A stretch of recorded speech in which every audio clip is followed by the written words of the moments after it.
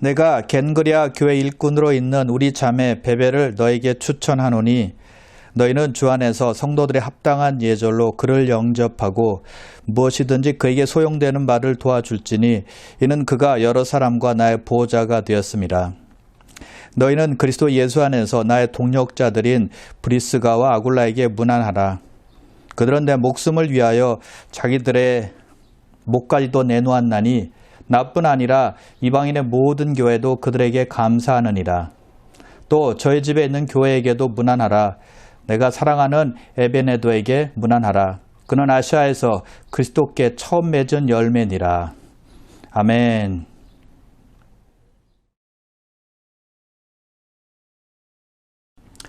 바울은 선교여행을 1차, 2차, 3차에 걸쳐서 했는데 그때 많은 도시들을 옮겨다니며 복음을 전했습니다. 대표적인 도시로는 빌립보, 데살로니가, 아덴, 고린도, 그리고 에베소입니다. 그때 많은 사람들을 만나게 되었다는 것입니다. 그것이 바울이 로마서의 마지막 장에서 인사해야 될 친구가 많은 이유입니다. 자, 여기서 우리가 하나 알 수 있는 것이 있는데요. 바울은 그냥 단지 많은 친구들, 동역자들을 아는 것뿐만이 아니었다는 것입니다. 바울은 그들에 대해서 정확히 알았고 그들이 무엇을 하고 있는지 또 그들이 어디에 있는지도 정확히 자세하게 알고 있었다는 것입니다. 여러분 무슨 뜻입니까? 바울은 그의 동역자들에게 깊은 관심을 나타내고 있었다는 것입니다. 자, 오늘은 로마서 마지막 시간인데요. 바울이 그의 동료들에게 대한 모습을 보면서 우리의 자세는 어떠해야 되는지 한번 살펴보도록 하겠습니다. 자, 1절을 같이 읽도록 하겠습니다.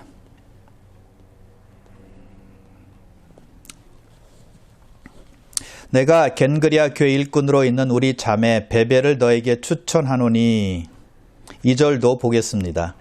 너희는 주 안에서 성도들의 합당한 예절로 그를 영접하고 무엇이든지 그에게 소용되는 바를 도와줄지니 이는 그가 여러 사람과 나의 보호자가 되었음이라. 자, 16장에는 바울의 동료들이 많이 소개되고 있는데 첫 번째 인물이 베베입니다. 바울이 베베를 소개하면서 로마 교회에게 베베를 추천하고 있는 것입니다. 자, 바울이 로마서를 쓰고 있는 것은 고린도였는데요. 거기서 로마서를 베베 편에 보내면서 로마 교회에게 베베를 추천하고 있는 것이에요. 자, 바울은 베베를 겐그리아 교회의 일꾼이라고 말하고 있는데요. 겐그리아는 고린도에서 남동쪽으로 7마일 정도 떨어진 지역에 있는 도시였습니다. 고린도 지역에 속한 도시였죠. 자, 여기서 일꾼이라는 말이 나오는데요. 헬라어로 보면 디아코노스라는 단어입니다. 디아코노스에서 디콘, 집사라는 말이 나오게 된 것입니다. 그래서 이 베베는 여집사였을 것이고 아주 교회에 충성했던 일꾼이었음에 틀림이 없습니다. 그래서 바울은 베베를 교회 일꾼으로 소개를 하고 로마 교회가 그를 정중히 맞이하고 그에게 필요한 것을 다 공급하라라고 말하고 있는 것입니다.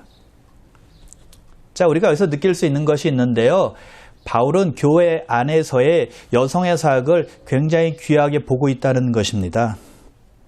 바울은 여성인 베베에게 그 중요한 로마서를 맡겼고 또한 로마 교회에게 그를 정중하게 환영하라고 했습니다. 또 필요한 것은 아낌없이 채워주고 공급해주라고 말하는 것이죠. 여러분, 우리도 마찬가지인데요. 교회 안에서 사역하는 우리 여성들의 그런 사역, 여성 일꾼들을 존중해야 합니다. 교회에서 보면 어린이 사역의 대부분은 교사는 남자가 아니라 여자입니다. 여러분, 어린이 사역이 얼마나 힘듭니까? 어렵습니다. 그 아이들을 말씀으로 인도하고 돌보는 일이 쉽지 않은 일이지만 그것을 여성들이 다 잘 감당하고 있다는 것이죠.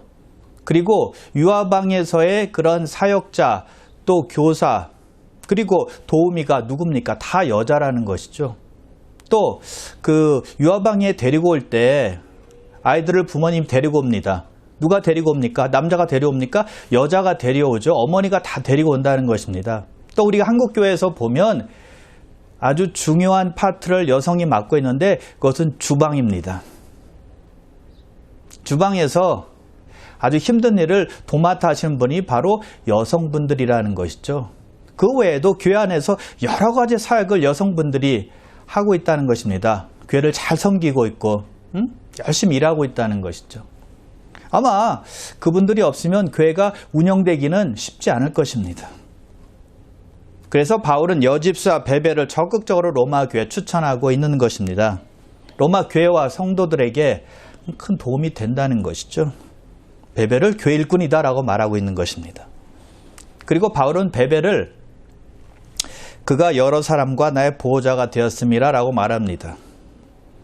베베는 하나님의 일을 돕는 사람이었고 하나님의 종인 바울을 돕는 사람이었다는 것입니다. 여러분 우리 교회에서도 이런 분들이 많이 있어야 됩니다. 뒤에서 남의 얘기나 하고 교회를 비난이나 하는 것이 아니라 실질적으로 하나님의 나라가 확장될 수 있도록 도와주는 분들이 많이 나와야 된다는 것이죠. 하나님의 교회에 덕을 끼치는 분들이 많이 나와야 한다는 것입니다. 그래서 바울은 칭찬과 더불어서 베베를 적극적으로 로마 교회에게 추천한 것입니다. 그런 칭찬과 추천이 베베가 주님의 일을 잘 할 수 있도록 또 복음을 잘 전할 수 있도록 또 교회 안에서 잘 섬길 수 있도록 해준 것입니다. 크게 도움이 되었을 것입니다. 여러분 좋은 일꾼임인데도 불구하고 아무렇게나 보냈다고 생각해 보십시오. 마음 놓고 일할 수가 없을 것입니다. 좋은 일꾼을 썩히는 것이 되는 것이죠. 우리도 마찬가지인데요. 어떤 성도에 대해서 말할 때 은혜로운 말을 할 줄 알아야 된다는 것입니다. 깎아내리는 것이 아니라 잘하는 것은 잘한다라고 말해주고 또 은사나 재능이 있으면 그 은사 재능에 대해서 말해주는 것입니다. 좋은 일꾼이다라고 말을 해주는 것이죠. 적극적으로 성도를 자랑하고 성도를 칭찬하고 또 성도를 추천해주는 것입니다. 그것이 좋은 동역자가 할 일입니다. 그것이 좋은 친구를 만들고 좋은 관계를 만들게 된다는 것이죠. 자, 바울은 이번 장에서 총 33명의 이름을 거론하며 문안하라라고 말하고 있습니다. 그 중에 25명은 로마에 있는 사람들이고 8명은 바울이 고린도에서 로마서를 쓸 때 같이 있었던 사람들이었습니다. 바울은 로마 교회에게 로마에 있는 25명의 문안하라라고 했고 자기와 함께 있는 8명의 동역자들이 로마 교회 성도들에게 문안한다라고 말하고 있습니다. 바울은 33명의 이름들을 다 기억하고 그 이름들을 하나하나 부르면서 거론하면서 소개하면서 문안하라라고 말했다는 것입니다. 어떤 사람인지를 자세하게 소개하고 있는 거예요. 여러분 우리가 사람과 좋은 관계를 맺기 위해서 가장 좋은 것은 가장 처음 해야 되는 것은 사람의 이름을 외우는 것입니다.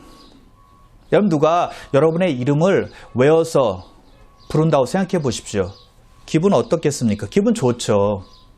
근데 반대로 몇 번 나하고 만났는데도 불구하고 나의 이름을 기억하지 못한다면 우리가 그에 대해서 어떻게 생각할 수 있을까요?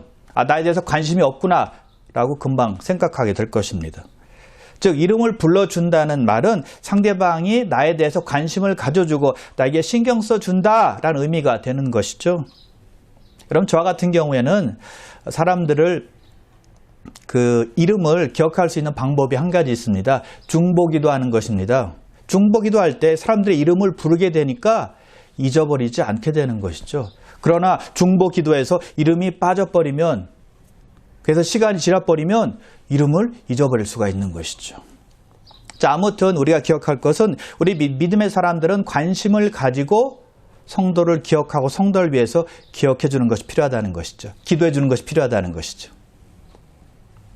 자, 또 바울이 소개하는 인물은 브리스가와 아굴라입니다. 부부예요. 사도행전에서는 브리스길라로 되어 있는데 같은 인물입니다.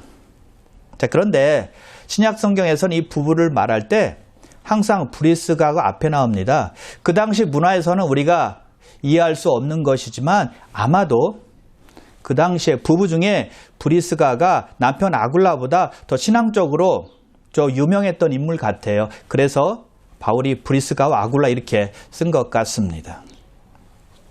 사도행전 18장에 보면 브리스가와 아굴라가 에베소에 있을 때 아볼로가 에베소에서 성경을 가르치고 있었습니다. 아볼로는 어떤 사람인가 하면 일찍 주님의 도를 배워서 열심으로 예수님에 관한 것을 가르치던 사람이었어요. 그래서 성경은 아볼로를 가리켜서 언변이 좋고 또 성경에 능통한 자다라고 말하고 있는 것이죠. 자, 그런데 문제는 요한의 침례받기 몰랐다는 것입니다. 그러자 브리스가와 아굴라가 그를 데리고 와서 그에게 성경을 자세하게 풀어서 가르쳐주게 됩니다. 그러자 아볼로가 더욱더 힘을 얻고 더 많은 사람에게 더 큰 유익을 주게 됩니다. 자, 그 정도로 브리스가와 아굴라는 좋은 성경 교사였다는 것입니다. 훌륭한 성경 선생이었다는 거예요. 또 바울과 함께 또 선교를 한 적도 있었습니다. 자, 바울이 브리스가와 아굴라에 대해서 이렇게 말을 합니다. 3절과 4절인데요. 너희는 그리스도 예수 안에서 나의 동역자들인 브리스가와 아굴라에게 문안하라. 그들은 내 목숨을 위하여 자기들의 목까지도 내놓았나니 나뿐 아니라 이방인의 모든 교회도 그들에게 감사하느니라. 바울은 브리스가와 아굴라를 동역자라고 말합니다. 그런데 킹 제임스 버전에 보면 동역자를 돕는 사람 이렇게 나와 있습니다. 두 사람은 바울의 사역을 돕는 사람이었다는 것입니다. 두 사람은 하나님의 일을 늘 하는 사람이었다는 것입니다. 하나님의 일을 하는 사람을 돕는 사람이고 하나님의 영광을 위해서 늘 쓰임 받았던 사람이었다는 것입니다. 자, 여러분 성도라면 하나님의 일이 잘 될 수 있도록 돕는 것이 필요한 것입니다. 방해거리나 거치는 사람이 되는 것이 아니라 진짜로 돕는 것이 필요하다는 것이죠. 어떤 사람은 교회에서 어떤 일만 시작하면 꼬투리 잡고 또 비난하기를 좋아합니다. 자꾸 따지기를 좋아합니다. 그러면 안 된다는 것이죠. 기도해 주지는 못할 망정, 또 돕지는 못할 망정, 방해해서는 안 된다는 거예요. 브리스가와 아볼라, 이 부부는 어느 곳에 가든지 하나님의 일을 돕는 사람들이었다는 것입니다. 교회 성도들에게 유익을 끼치는 사람들이었다는 겁니다. 여러분은 교회에 도움이 되고 있습니까? 믿음의 공동체 유익을 주고 있습니까? 성도들에게 덕을 끼치고 있나요? 그리고 바울은 이렇게 말합니다. 그들은 내 목숨을 위하여 자기들의 목까지도 내놓았나니 브리스가와 아굴라가 바울의 목숨을 구한 사람이다 라는 뜻입니다. 어떻게 바울의 목숨을 구했는지는 성경에 자세하게 나오지 않아서 잘 모릅니다. 그러나 중요한 것은 그들은 희생적으로, 헌신적으로, 열정적으로 바울을 돕고 하나님의 일을 했다는 것이죠. 그런데 바울만 그들에게 감사한 것이 아니었다는 것입니다. 이방인의 모든 교회가 브리스가와 아굴라에게 감사했다는 것입니다. 다른 교회들에게도 큰 유익을 주었다는 것이죠. 그리고 바울은 이렇게 말합니다. 저희 집에 있는 교회에게도 문안하라. 그들의 집에 교회가 있었다는 것입니다. 즉 그들의 집을 오픈해서 교회가 예배드리게 했다는 말이에요. 그 집에서 성도들이 예배를 드렸다는 것입니다. 자, 여기서 우리는 다시 한번 교회는 건물이 아니라는 것을 알 수가 있는 것이죠. 믿음의 공동체가 교회라는 것입니다. 성도들의 모임이 교회라는 것입니다. 집에서 모이면 집에 있는 교회고 건물에서 모이면 건물에 있는 교회라는 것입니다. 모이는 장소는 예배당이지 건물이지 교회가 아니라는 거예요. 그래서 고린도전서 16장 19절에서도 아굴라와 브리스가와 그 집에 있는 교회라고 또 말한 것입니다. 집이 아니라 그 집에 있는 교회입니다. 그 집에서 교회로 모였다는 것이죠. 성도들의 모임이라는 것입니다. 당시 믿는 신자들은 교회 건물이 없었기 때문에 성도가 자기 집을 오픈해서 예배를 드린 것입니다. 자기 집이 예배당이 되게 한 것입니다. 자기 집이 예배 건물이 되게 한 것입니다. 여러분 지금도 마찬가지입니다. 믿는 성도들이 모였습니다. 예배를 드리고 싶습니다. 성경 공부도 하고 싶습니다. 성도의 교제도 나누고 싶습니다. 그런데 교회 건물이 없는 겁니다. 그러면 성도 중에 한 집을 빌려서 거기서 예배 드리고 또 성도의 교제를 할 수 있다는 것입니다. 왜요? 성도의 모임이 교회니까요. 그리고 나중에 주님의 인도하심으로 말미암아 교회 건물을 얻을 수 있으면 그때 가서 교회 건물에 가서 예배 드리면 되는 것입니다. 돈도 없는데 억지로 큰 건물에 들어가서 예배를 드려야 된다라고 생각할 필요는 없다는 거예요. 브리스가와 아굴라가 자기 집을 오픈해서 믿음의 공동체가 예배 드리도록 했다는 것입니다. 그런 헌신과 섬김을 한 것입니다. 여러분, 부부가 한 마음으로 하나님을 섬기는 것이 얼마나 아름다운 일인지 모릅니다.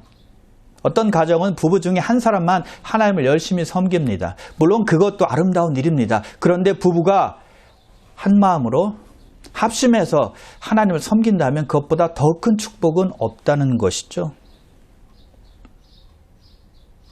하나가 되어서 두 사람이 섬긴다면 더 능력 있게, 더 능률적으로, 더 효과적으로, 더 지혜롭게 하나님을 섬길 수 있기 때문이죠. 자, 그런데 반대되는 부부가 나옵니다. 사도행전 5장에 있는 부부예요. 여러분 혹시 기억나십니까? 아나니아와 삽비라입니다. 부부가 짜고 교회에 거짓말을 하죠. 부부가 합심해서 주님의 일을 신실하게 감당해야 되는데 부부가 합심해서 위선적인 행동을 한 것입니다. 자, 그래서 바울은 로마 성도들에게 브리스가와 아굴라에게 문안하고 그 집에 있는 교회에게도 문안하라라고 말하는 것입니다. 그 집에서 예배드리고 있는 믿음의 공동체, 믿음의 성도들에게도 문안하라라는 뜻이죠. 자, 그리고 바울이 소개하고 있는 성도는 에베네도입니다. 에베네도에게 문안하라라고 말하고 있습니다. 에베네도는 아시아에서 맺은 첫 열매라고 말하고 있죠. 바울이 아시아에서 복음을 전할 때 처음으로 회개하고 예수님께 돌아온 사람이 바로 에베네도라는 것입니다. 바울의 마음에 있는 사람이겠죠. 얼마나 기억에 남겠습니까? 처음으로 예수님을 영접한 사람이니까요. 그래서 바울이 말합니다. 내가 사랑하는 에베네도. 자, 바울은 15절까지 보니까 많은 성도들의 이름을 부르며 문안하라고 말을 하고 있는데요. 그 중에는 여자도 있었고 이방인도 있었고 로마의 시민권자도 있었고 반대로 노예도 있었습니다. 바울은 문화적 배경이 다른 사람들도 또 경제적 차이가 나는 사람들까지도 친구로 두고 있었다는 것입니다. 바울의 믿음의 친구들은 인종적 차이, 성별적 차이, 또 사회적 지위의 차이, 이 모든 것을, 이 모든 장벽을 뛰어넘었다는 것입니다. 갈라디아서 3장 28절입니다. 너희는 유대인이나 헬라인이나 종이나 자유인이나 남자나 여자나 다 그리스도 예수 안에서 하나니라. 예수 믿고 그리스도 안에 들어온 사람들은 하나가 되었기 때문에 차별이 있을 수 없다는 것입니다. 그리스도 안에 있는 사람들은 하나님 보시기에 다 똑같다는 것이죠. 다 하나님의 사랑받는 자녀라는 것입니다. 자, 여러분 여기서 바울은 그 믿음의 친구들을 하나로 묶어서 그룹으로 만들어서 이들은 내 친구니까 좀 잘 대해줘라. 그들에게 문안해라 라고 말하고 있지 않다는 것입니다. 하나하나 이름을 부르며 문안하라고 했다는 것입니다. 하나하나가 중요하다는 것입니다. 하나하나에 관심을 가지고 있다는 것입니다. 하나하나 챙겼다는 거예요. 우리 주님께서 우리를 그렇게 보시고 그렇게 생각하신다는 것이죠. 요한복음 10장에 보면 예수님은 자신을 목자, 우리를 양이라고 비유하십니다. 그런데 우리를 양 전체로 부르시지 않고 하나의 양으로 부르고 있다는 사실입니다. 그래서 요한복음 10장 3절에 보면 그가 자기 양의 이름을 각각 불러 인도하여 내느니라 라고 말씀하고 있는 것입니다.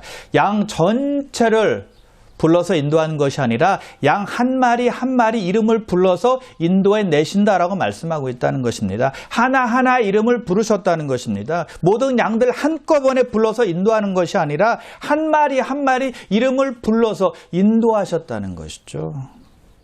즉 우리 주님은 우리 한 사람 한 사람에게 관심을 가지시고 우리를 케어하시고 우리를 살피신다는 것이죠.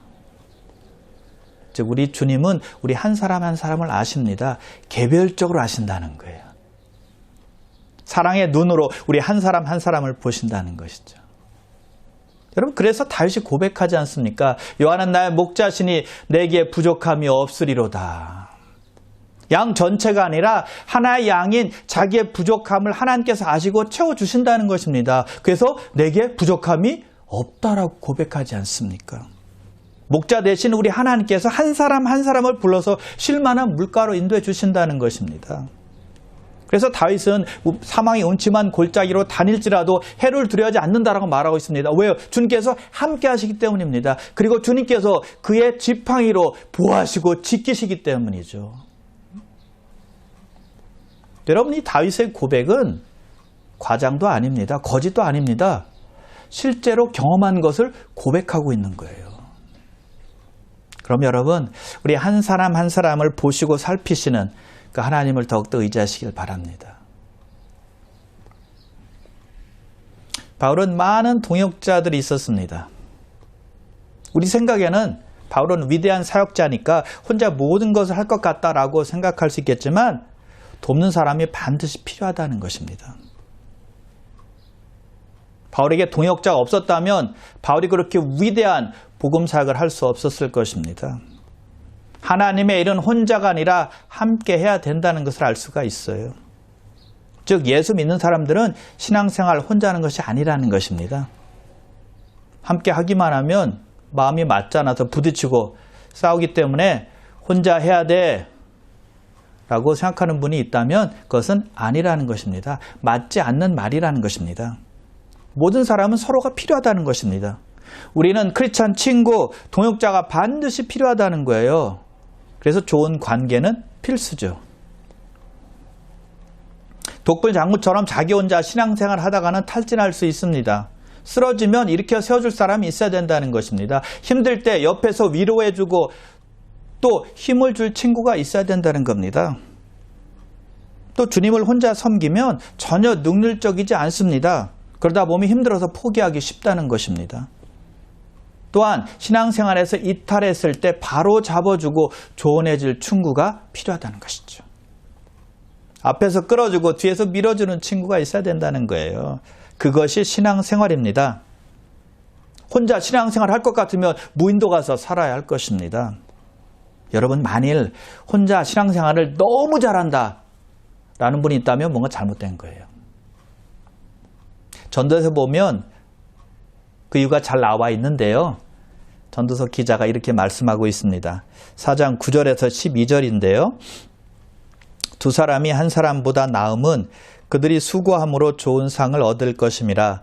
혹시 그들이 넘어지면 하나가 그 동물을 붙들어 일으키려니와 홀로 있어 넘어지고 붙들어 일으킬 자가 없는 자에게는 화가 있으리라. 또 두 사람이 함께 누우면 따뜻하거니와 한 사람이면 어찌 따뜻하랴. 한 사람이면 패하겠거니와 두 사람이면 맞설 수 있나니 세 겹줄은 쉽게 끊어지지 아니하느니라. 더 이상 설명할 필요도 없이 나 혼자 신앙생활하는 것이 아니라 함께 신앙생활할 때 큰 유익이 있다는 것을 우리에게 성경은 말씀해주고 있는 것입니다. 자, 바울이 소개하는 사람들 중에 우리가 아는 사람은 브리스가와 아굴라 정도인데 또 있습니다. 13절에 나오는 루포라는 사람이에요. 루포가 어떤 사람이었을까요? 예수님께서 십자가를 지시고 골고다 언덕으로 가실 때 예수님의 십자가를 대신 져준 사람이었습니다. 아니, 예수님의 십자가를 대신 져준 사람이 구레네 시몬이었거든요. 근데 마가복음 15장 21절에 보니까 그 구레네 시몬의 아들이 루포다라고 되어 있습니다. 예수님의 십자가를 진 사람의 아들이 루포였다는 것입니다. 그래서 바울이 루포를 문안하라라고 말하고 있는 것입니다.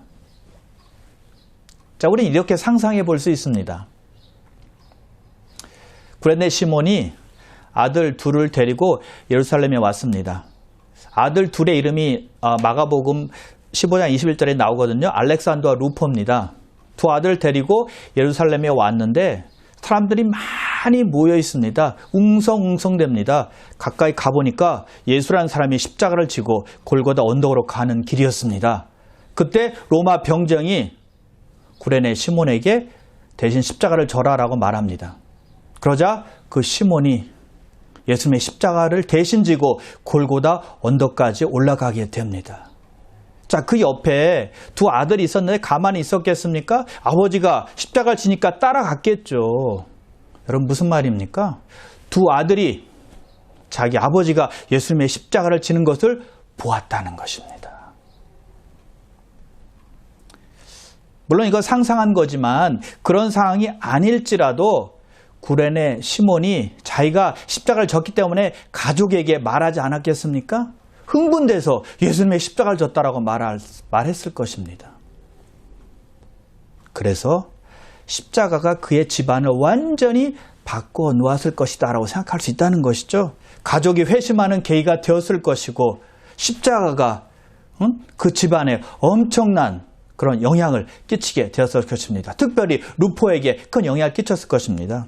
그래서 바울은 주 안에서 택하심을 입은 루포에게 무난하라 라고 말하고 있는 것이죠. 하나님은 예수 그리스도의 십자가를 대신 진 시몬의 가족들을 축복의 축복으로 이끌어 주신 것입니다. 그리고 바울은 그의 어머니는 곧 내 어머니니라 라고 말하고 있습니다. 루포의 어머니가 자기의 어머니니라 라고 말하고 있는 것입니다. 아마 바울이 어머니의 위로와 어머니의 사랑과 어머니의 어떤 힘을 필요로 했을 때 루포의 어머니가 자기 어머니처럼 살펴준 것 같아요. 그리고 바울은 마지막 인사를 하기 전에 성도들에게 주의를 한 가지 줍니다. 17절에 보니까 배운 교훈을 거스리고 분쟁을 일으키는 자들 조심하라 라고 말하고 있습니다. 그리고 그런 자들에게서 떠나라 라고 말하고 있습니다. 여러분 세상에는 교회를 분열시키고 성도들을 넘어뜨리는 거짓 교사들이 있다는 것입니다. 사탄의 계략 중에 하나가 바로 그것 아닙니까? 교회를 분열시켜서 성도들의 믿음을 떨어뜨리고 또 성도들을 넘어뜨리려고 하는 것, 그게 사탄의 계략 중에 하나입니다. 그래서 그런지 얼마나 많은 교회들이 분열되고 있는지 몰라요. 그래서 악은 분열시키지만 진리는 성도를 하나로 묶어주는 것이죠. 그래서 분열된다라는 것을 본다면 그것은 악이 활동하는 것이다라고 생각하면 거의 틀림이 없는 것입니다. 자, 18절 보세요. 거짓 교사들이 하는 일이 나와 있습니다. 이 같은 자들은 우리 주 그리스도를 섬기지 아니하고 다만 자기들의 배만 섬기나니 교활한 말과 아첨하는 말로 순진한 자들의 마음을 미혹하느니라. 배운 교훈을 거스리고 분쟁을 일으키는 자들은 예수 그리스도를 섬기는 자들이 아니라는 것입니다. 자기들의 배만 섬기는 자들이래요. 자기들의 육체적 욕구만 채우는 자들이다 라고 말하는 것입니다. 또 그들은요, 그럴듯한 말과 아첨하는 말로 성도들을 속이는 사람이에요. 우리가 들어야 되는 말이 아니라 우리가 듣고 싶은 말만 해주는 것입니다. 그래서 그런 말을 들으면 어떻게 될까요? 재밌습니다. 귀에 솔깃합니다. 달콤합니다. 너무너무 그럴듯한 것입니다. 그것이 우리를 미혹하는 거예요. 여러분 어떤 사람이 좋은 친구일까요? 친구가 좀 힘들어도 바른 말을 해주는 친구가 좋은 친구가 아닐까요? 잠언 27장 6절입니다. 친구의 아픈 책망은 충직으로 말미암는 것이나 친구의 책망은 아파도 진심에서 나온다는 것이죠. 진짜 친구예요. 그러나 거짓 교사들은 바른 말을 하는 것이 아니라 듣기 좋은 말만 하는 것입니다. 들을 때는 좋죠. 그러나 그것은 잘못된 말이라는 것입니다. 누가 잘못하고 있을 때는 진정한 친구라면 바로 얘기를 해줘야 되는데 조언도 해줘야 되는데 그것을 회피한다는 것이죠. 거짓 교사들은 절대 그렇게 하지 않습니다. 편하게만 얘기해 줍니다. 입에 발린 말만 하는 것이죠. 그것은요 사람을 망치는 것입니다. 신앙을 무너뜨리는 거예요. 거짓 교사들이 그렇게 한다는 것입니다. 그것이 바로 교활한 말이고요. 아첨하는 말입니다. 그런 자들은 교묘하게 선을 악으로 바꿉니다. 또는 악을 선으로 바꿔요. 성경을 교묘하게 왜곡하고요. 그래서 바울은 로마 성도들에게 주의 겸 경고의 메시지를 준 것입니다. 자, 그런데 여러분, 바울은 계속해서 주의의 메시지만 주지 않습니다. 경고의 메시지만 주지 않습니다. 이번엔 칭찬합니다. 여러분 보세요. 19절입니다. 너희의 순종함이 모든 사람에게 들리는지라. 그러므로 내가 너희로 말미암아 기뻐하노니 너희가 선한 데 지혜롭고 악한 데 미련하기를 원하노라. 로마 성도들이 순종을 잘한다는 말이 모든 사람에게 들리기 때문에 바울이 기뻐하고 기뻐한다라고 말하고 있습니다. 자, 여러분, 바울은 먼저 그들에게 주의를 주었습니다. 경고의 메시지를 주었습니다. 그러나 이제 그들을 칭찬하고 있다는 것입니다. 바울은 야단이나 책망으로 끝내지 않았다는 겁니다. 채찍만 있으면 안 되고 당근이 있어야 된다는 거예요. 그래서 여러분, 사람을 야단칠 때는 반드시 따라와야 하는 것이 있는데 그것이 바로 칭찬이라는 것입니다. 격려라는 것입니다. 먼저 칭찬으로 시작이 돼야 되고 그리고 야단치고 그 다음에는 칭찬을 다시 해주는 거예요. 이것이 주로 바울이 사람들에게 또 성도들에게 썼던 방식이에요. 칭찬을 먼저 하고 또는 격려를 먼저 하고 그 다음에 야단이나 책망을 치고 그리고 나중에는 칭찬이나 격려로 끝맺음을 하는 것입니다. 여러분, 샌드위치를 생각하면 쉬울 것 같아요. 여러분, 샌드위치 많이 드셔보셨을 텐데 제일 첫 위에는 빵이 있잖아요. 빵 밑에는 중간인데 거기에는 고기도 있고 뭐 야채도 있지 않습니까? 그리고 맨 밑에는 다시 빵입니다. 그런 식으로 칭찬, 야단, 칭찬 이렇게 끝내면 좋다는 것입니다. 또는 격려해주고 그 다음에는 야단치고 또 맨 마지막에는 또 격려해주는 것입니다. 이것이 사람을 대할 때 필요하다는 것입니다. 자, 그런데 중요한 것이 한 가지 있습니다. 바울이 이렇게 말합니다. 선한 데 지혜롭고 악한 데 미련하라. 바울은 분쟁을 일으키는 자들 조심하라고 경계했는데요. 좋은 방법이 여기 있습니다. 선한 일에 지혜롭게 행하는 것입니다. 악을 아는 것보다 선을 아는 것이 거짓 교사들에게 속지 않는 좋은 방법이 된다는 것입니다.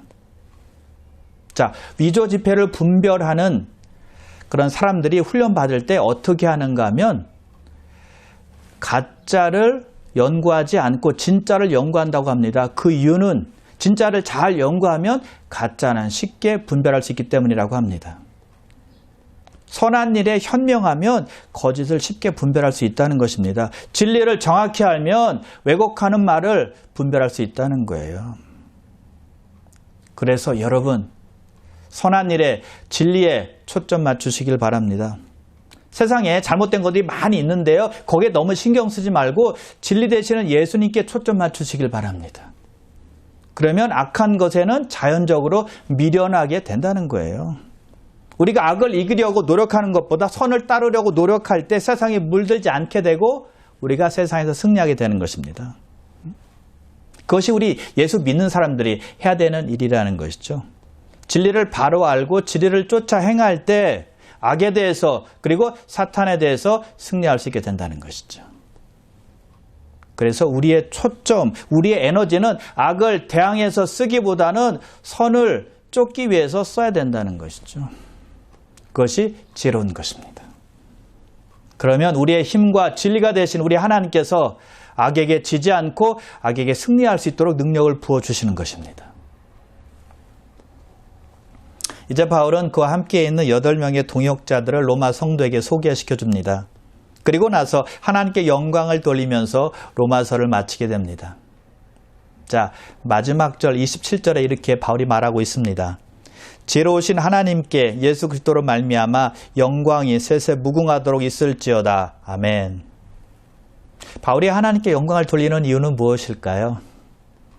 바울이 전하는 복음과 예수 그리스도는 영원 전부터 감춰져 있었는데 예수 그리스도를 통해서 이제 나타나게 되었다는 것입니다. 예언을 통해서 조금씩 하나님께서 알려주셨는데 예수 그리스도를 통해서 완전히 그 비밀을 드러내셨다는 거예요. 그런데 그 복음으로 성도들을 견고케 하시는 분이 하나님이시다라고 말씀하고 있습니다. 그래서 바울은 하나님께 찬송과 영광을 돌리고 있는 것입니다. 우리는 로마서를 1장에서 16장까지 그동안 살펴보았는데요. 바울이 강조하고 있는 것은 한 가지로 볼 수 있습니다. 그것은 바울이 선포한 예수 그리스도의 복음이고 그 복음을 계획한 하나님의 위대하심입니다. 하나님의 사랑입니다. 하나님의 은혜입니다. 그래서 그 복음을 주신, 은혜로우신 복음을 주신 하나님께 찬송과 영광을 바울이 돌리고 있는 것입니다. 그러므로 사랑하는 귀한 성도 여러분, 복된 복음을 우리에게 주신 그 하나님께 감사와 영광을 돌리시기를 바랍니다. 그 복된 복음이 우리에게 왔을 때 우리가 예수 그리스도를 믿고 이제는 하늘에 소망을 두게 되었습니다. 그래서 기쁨과 감사함으로 크리스찬 친구들을 동역자로 삼아서 그들과 함께 하나님께 영광을 돌리는 삶을 사시기를 우리 주님의 이름으로 축원합니다. 기도하겠습니다.